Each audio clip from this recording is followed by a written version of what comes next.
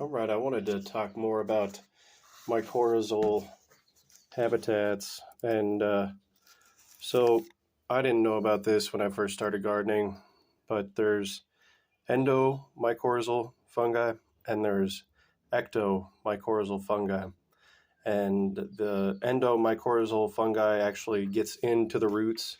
So it actually gets in through the cell walls and it becomes part of the actual plant. And the ectomycorrhizal, there, the opposite of endo, that coats the roots. So the ectomycorrhizal, it just coats the roots and it forms like a big network outside of the roots. And so either way, it's not part of the plant genetically. It's its own separate genetic profile. It's its own separate species. There's usually a mycorrhizal species that corresponds to a plant, and they're all symbiotic. They've all evolved, and they're continuously evolving to help each other out. And so here in this product, for example, we've got Glomus intraradices and Glomus mosaei, and they are endomycorrhizal species. So this will become endemic within the plant, and especially if it's a perennial, you'll never need to re-inoculate. But the benefits of using a mycorrhizal are vast, including that being the plant's sort of immune system, the way that we get our first bit of immune system from our mom when we drink colostrum or when we first eat some yogurt.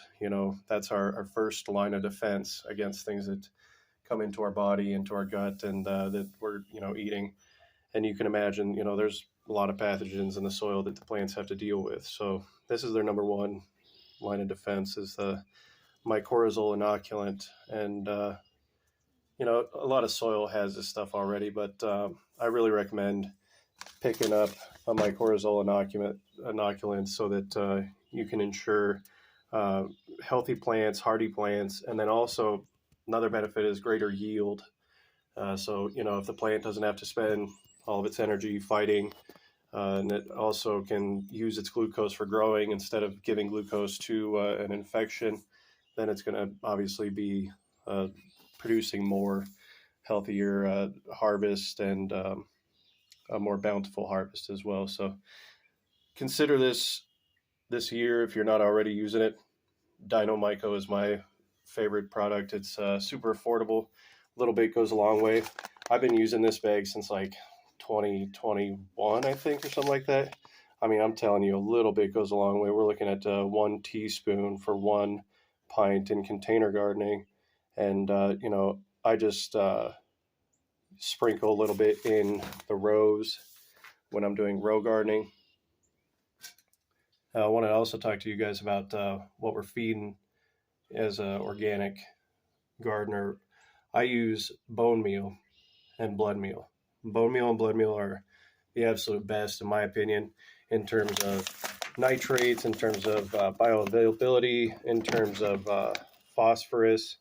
The bone meal, obviously, lots of phosphorus in bones. And then also, it's a good source of potash, because the bones have a good bit, and then they amend this with sulfate of potash as well. So again, yep, blood meal, bone meal. This is pressed poultry manure too. So yep, chicken poo is real hot. You can't use that just by itself, but let it sit, let it compost. And speaking of that, the endomycorrhizals, this product, Job's Organics, the Job's Organics vegetable and tomato granular plant food, it has mycorrhizal inoculant in it as well. Same species, as well as Glomus aggregatum and Glomus etunicatum, and it is measured in colony forming units. That's what I'm saying. Like, once you put it in there, it'll form a colony. As long as you don't stress the soil out, as long as you don't till it up a whole bunch, then you should have that forever. So, yep, this is part of the Living Soil series that I'm going to start doing about permaculture, no-till, and this is the start of it. Thank you.